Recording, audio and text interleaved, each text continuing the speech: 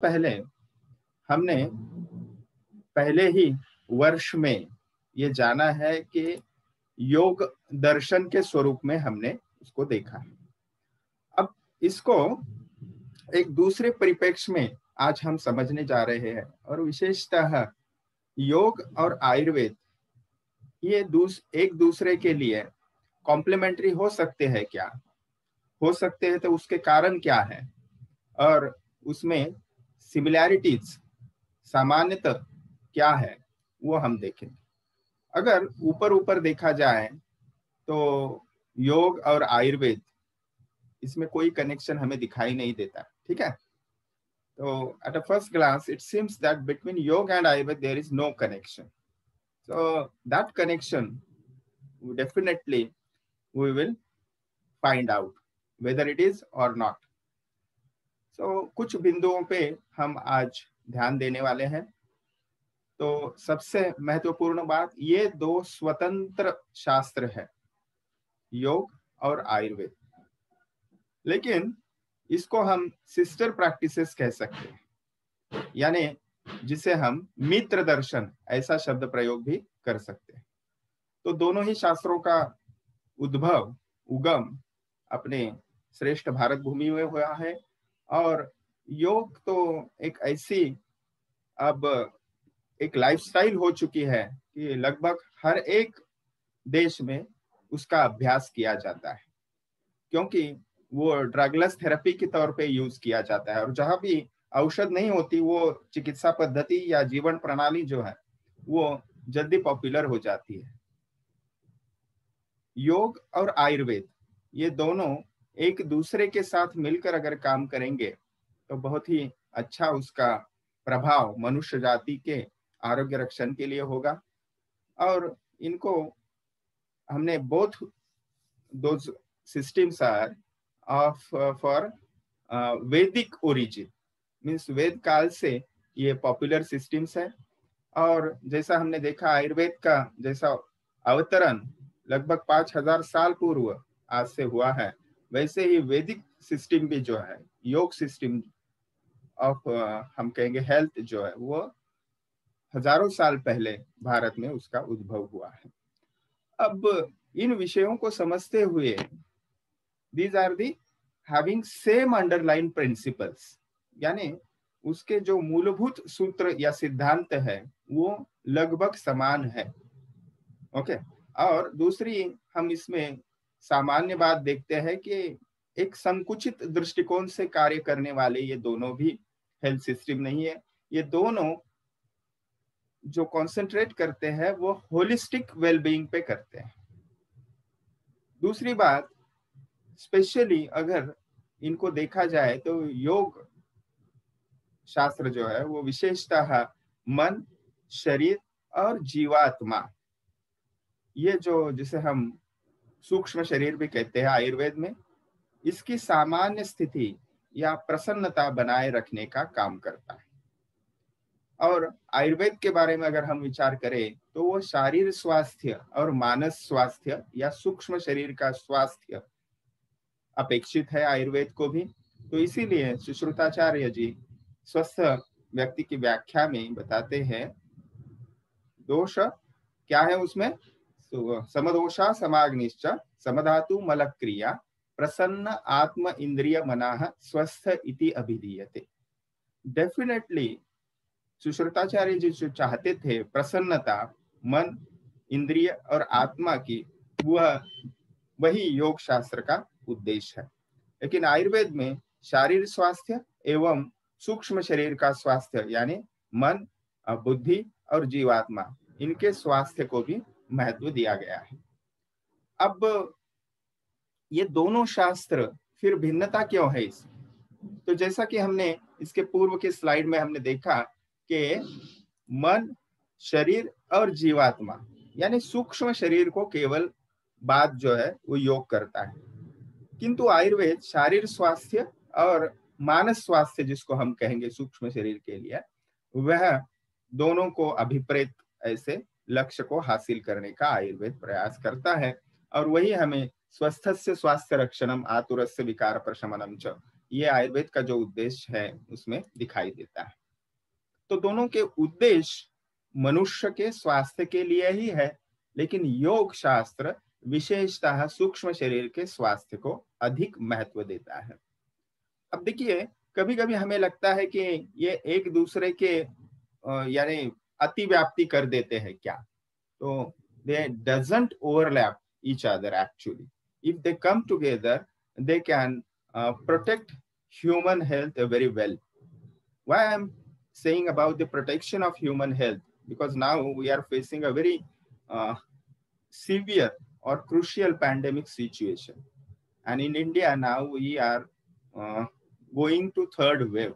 Definitely it will delay due to vaccination and the other precautions. But Ayurveda and yoga has to be our daily practice. And then only it is possible to stop those waves of not only of coronavirus, but the other pandemic situations in future also. तो योग और आयुर्वेद जो है वह विशेषतः शरीर और सूक्ष्म शरीर यानी स्थूल शरीर और सूक्ष्म शरीर, इन दोनों को ही हार्मनी में, या जिसे हम कहेंगे समतोल, सम यह शब्द प्रयोग आयुर्वेद में जो किया है या प्रसन्न शब्द का प्रयोग किया है, वह प्राप्त करने के लिए उपयुक्त सिद्ध होते हैं। और विशेषतः ये दोनों ही शास्त्र नेचुरल जो हमारा बिहेवियर है उसको प्रमोट करता है। नेचुरल बिहेवियर मेरा कहने का मतलब जो है वह हम जिस सृष्टि में रहते हैं, जिस वातावरण में हम रहते हैं, उस नेचुरल फिनोमेना को डिस्टर्ब न करते हुए जीवन यापन करने की हमें सीख देता है। तो डेफिनेटली ये एक दूसरे को पूरक होने की वजह से ये हमने इंटीग्रेट करने की, यानी दोनों को ही साम्यता से या समतोल उसका साध के हम अपनी जीवन पद्धति ढाल सकते हैं, और उसका उपयोग डेफिनेटली स्वास्थ्य रक्षण के लिए होगा। और कोई अगर व्यक्ति व्याधित भी है तो उसके व्याधि जल्द से जल्द उसकी व्याधि क्योर हो सकेंगे, ऐसी स्थिति आ सकेगी। एक आपके लिए मैं बता दूं कि फॉरेन कंट्रीज में विशेषतः यानी अब्रॉड इंडिया, ये प्रैक्टिसेस योग की बहुत ही फेमस है। शायद ही आपको किसी देश की आपको एक ऐसा उदाहरण मिलेगा जहां पे योग की प्रैक्टिसेस नहीं की जाती। लगभग 60 years before, yoga science became very popular, and now from about 20 years, the Ayurveda is also being popular as a holistic health medicine. So योग इस शब्द का मतलब क्या है? तो योग शब्द का मतलब है यूनियन, या हम जिसे योग समत्वम योग उच्यते ऐसे पतंजलि महर्षि कहते हैं। तो विशेषता ये योग शब्द हमें न केवल योग शास्त्र इस पद्धति से मिलता है, या हम कहेंगे स्वास्थ्य या जीवन पद्धति से मिलता है, किंतु वेद, उपनिषद, गीता, ऐसे जो भी हमारे ग्रंथ है प्राचीन, उन सभी में हमें यह योग शब्द मिलता है। अब देखिए, भारतीय संस्कृति में योग शब्द का अपने आप में महत्व है। विशेषतः महर्षि पतंजलि योग शब्द का प्रयोग करते हैं और उसकी व्याख्या बताते हैं, योगस्तु चित्त वृत्ति निरोधाः। तो चित्त वृत्ति, चित्त शब्द जो आया है वो मन के लिए आया है, और जैसा मैंने आपको पहले भी बताया, मन शब्द का प्रयोग और चित्त शब्द का प्रयोग जब वह अशुद्ध होता है, शुद्धता उसमें नहीं रहती, यानी सत्व गुण, ये दोनों ही आयुर्वेद हो या योग शास्त्र हो, ये दोनों ही सृष्टि का मूल जो है वो त्रिगुणों से बताते हैं, यानी त्रिगुणों से ही सृष्टि की उत्पत्ति हुई है। तो इस चित्त वृत्ति का निरोध करने के लिए, यानी जो मन की गति है और वो बाह्य गति अधिक होती है, उसको कम करने के लिए या समाप्त करने के लिए योग शास्त्र की हम कहेंगे महत्व बहुत अधिक है।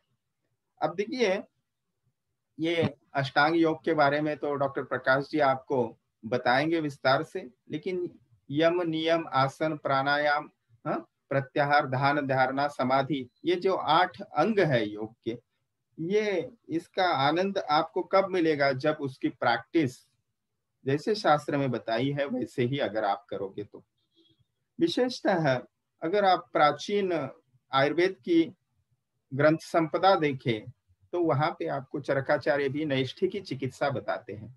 यानी विशेषतः जो सूक्ष्म शरीर है, मन, आत्मा, जीवात्मा और विशेषतः इंद्रियां, इनकी सूक्ष्म इंद्रियां मुझे कहना है, इनकी अगर व्याधियां है तो आपको केवल और केवल उससे योग के द्वारा ही उसके ऊपर विजय प्राप्त कर सकते हैं। इसीलिए अष्टांग हृदय सूत्र स्थान के प्रथम अध्याय में धैर्य, धैर्य, आत्मविज्ञान, ये मन के दोष के ऊपर परम औषध बताए हैं। धी यानी बुद्धि, इंटेलेक्चुअल नॉलेज आपको इंप्रूव करना है आपका, ठीक है। धैर्य यानी पेशेंस, आपको हर समय बिल्कुल आप जब कहेंगे वो चीज आपके सामने नहीं होगी, उचित समय पे उचित चीजें आपके सामने आ जाएगी और उस तभी उसका आप आनंद ले पा, ये धैर्य है। और सबसे महत्वपूर्ण बात आत्मविज्ञान।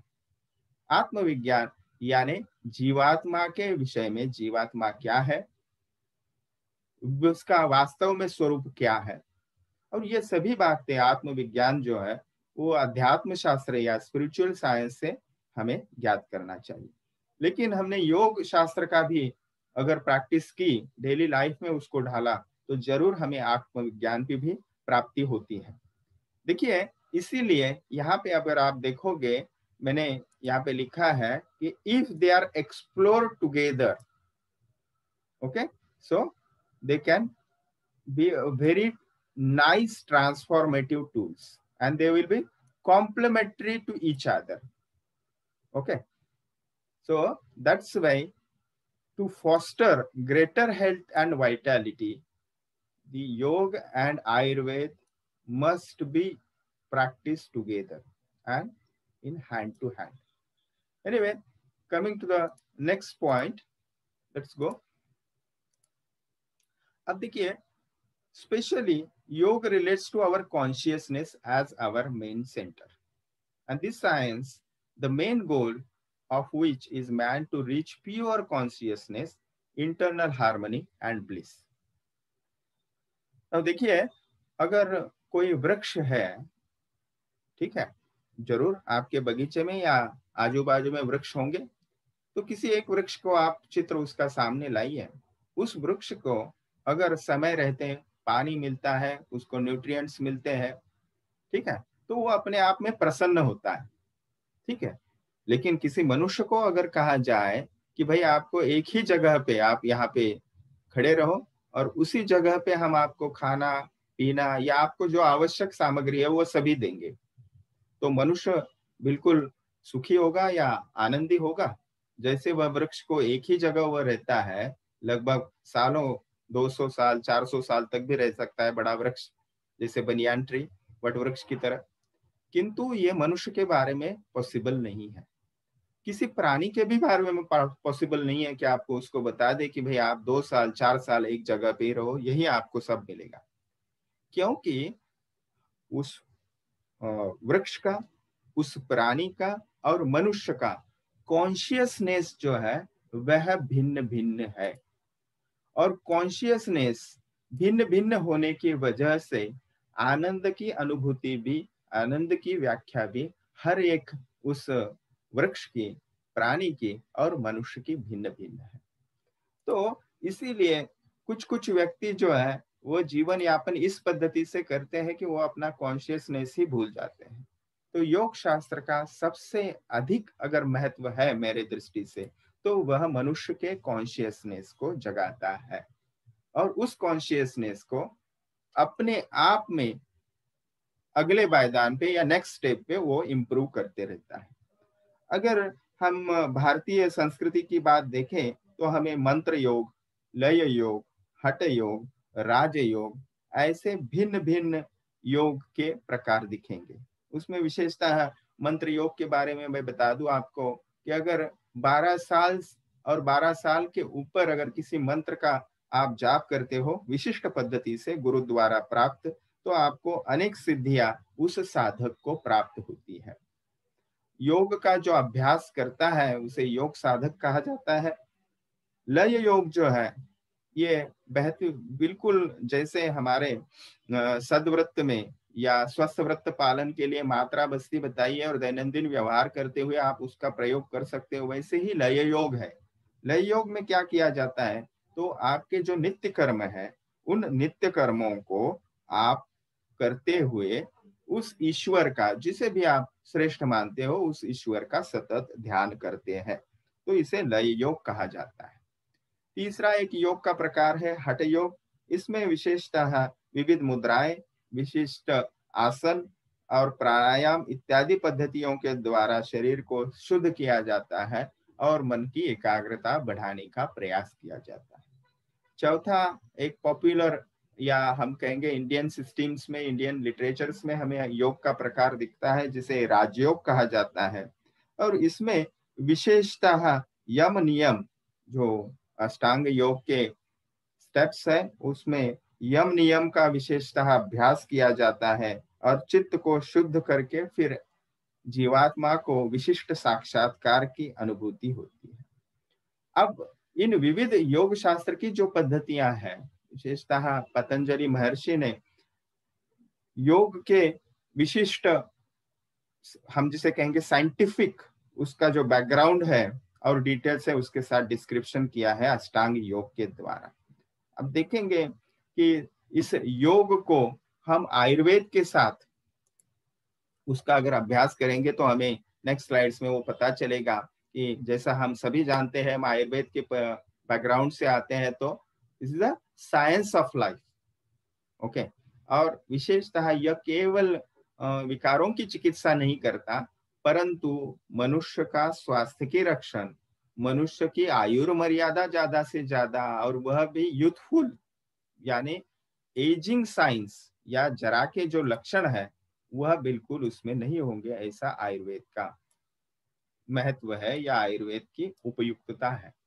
तो हम इसे कहते हैं, ये केवल एक ही दृष्टि से शरीर के ओर नहीं देखता, किंतु सभी अंगों से और शरीर का आरोग्य या स्वास्थ्य सभी अंगों से कैसे बनाए रखे वो देखता है।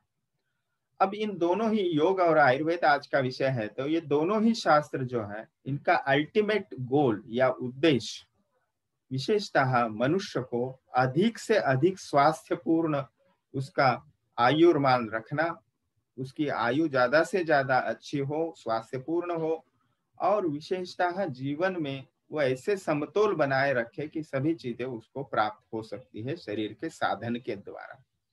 विशेषतः ये दोनों ही शास्त्र मन, शरीर और आत्मा, इनके संयोग से ही शरीर का स्वास्थ्य, इनका अगर बैलेंस रहेगा तो ही स्वास्थ्य रहेगा। अब देखिए, न केवल सूक्ष्म शरीर के बारे में ही विचार होता है, यहाँ पे आप देख सकते हो, इसीलिए यहाँ पे मैंने अधोरेखित किया है भी, फिजिकल वेल बीइंग ये पॉसिबल होता है। ओके, यानी शारीरिक स्वास्थ्य भी योग के द्वारा हम हासिल कर सकते हैं। डेफिनेटली आयुर्वेद को उसमें ढाल के या आयुर्वेद के साथ उसका कैसे हम प्रयोग कर सकते हैं मैं आगे बताने वाला हूँ। अब देखिए, विशेषतः ये मन, शरीर और इनर कॉन्शियसनेस, जिसे हम आत्मा की प्रसन्नता कहेंगे, इन दोनों के ऊपर ही ये दोनों शास्त्र काम करते हैं। अब देखिए, चलते हैं आगे। विशेषतः that's why the topic now here heading you can find that it is the inseparable relationship। Ayurveda और योग एक दूसरे में इतने हम कहेंगे उसका अमलगम हो गया है। हमारे भारतीय संस्कृति में भी दिखता है, डेली लाइफ में भी हम इसकी प्रैक्टिस करते हैं, योग के स्वरूप में हम केवल उसको नहीं जानते, तो उसको हम विभक्त नहीं कर सकते, उसको मिलजुल कर ही हमने उसका काम में उनको हमने जीवन हमारा यापन करने के लिए ऐसी लाइफस्टाइल हमारी बनानी चाहिए कि हम इन दोनों को ही अच्छे से प्रैक्टिस कर सकते हैं। देखिए, एक दिन में ये आपको हासिल नहीं होने वाला, वो शनै शनै, यानी धीरे धीरे आप जैसे उसकी प्रैक्टिस बढ़ाओगे, आपको उसकी फलश्रुति या उसका फल मिलता जाएगा, लाभ मिलता जाएगा। वो 2 दिन में 4 दिन में नहीं मिलने वाला। तो वो आपको आगे आगे जैसे ही आप साधक बढ़ता है, योग का अभ्यास हो या आयुर्वेद का जीवन शैली हो, स्वास्थ्य रक्षक नियम हो, उनका पालन करता है तो आगे उसके स्वस्थ व्रतानुपालन के लिए जरूर उसका लाभ मिलता है, स्वस्थ व्रतानुपालन का। तो विशेषतः इन दोनों ही शास्त्रों के जो फिलोसॉफिकल फाउंडेशंस है वो समान है। फिर एक बार हम थोड़ा और उसके डेप्थ में जाने की कोशिश करेंगे कि सिमिलैरिटीज जो है इन दोनों के ही ये है वैदिक सिस्टम से, यानी वेद काल से इन दोनों ही शास्त्रों का जन्म हुआ है। विशेषतः योग के हमें अधिक अंग जो है या हम कहेंगे विषय वस्तु का वर्णन वह यजुर्वेद में मिलता है। और आयुर्वेद को तो हम जानते ही है कि अथर्ववेद के उपवेद के स्वरूप में हम आयुर्वेद को देखते हैं और ऋग्वेद में भी उसके अंश मिलते हैं। तो ये दोनों ही शास्त्र वैदिक काल से चलते आ रहे हैं। दोनों ही शास्त्र चतुर्विध पुरुषार्थ जो है, यानी धर्म, अर्थ, काम और मोक्ष, ये जीवन के उद्देश्य बताते हैं। धर्म यानी आपका जो कर्म है, निहित कर्म है, उस स्थिति का कर्म है। जैसे विद्यार्थी धर्म है, अध्यापक धर्म है, पितृ धर्म है, पुत्र धर्म है। जो भी आपके निहित कर्तव्य है उनका आप पालन करते हो या अच्छे से करना चाहिए। अर्थ प्राप्ति करनी चाहिए और वह भी एक विशिष्ट पद्धति से करनी चाहिए जिससे दूसरे का अहित ना हो। काम प्राप्ति, काम का केवल अर्थ हम काम वासना के स्वरूप में ना लेते हुए इच्छा, डिजायर इस स्वरूप में ले, वह भी बैलेंस होनी चाहिए। और अंतिम ऑलमोस्ट जो भी आस्तिक दर्शन है वैसे वो अंतिम उद्देश्य मोक्ष प्राप्ति बताते हैं, जिसे साल्वेशन, लिबरेशन, मुक्ति ऐसे भी कहा जाता है।